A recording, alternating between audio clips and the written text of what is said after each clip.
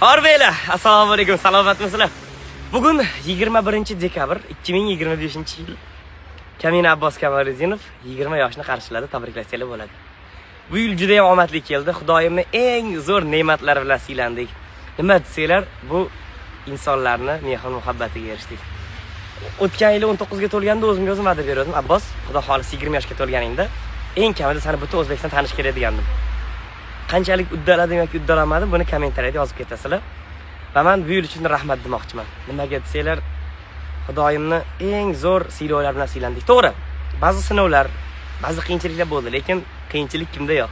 Bizning qiyinchilik kim uchundir, orzudir.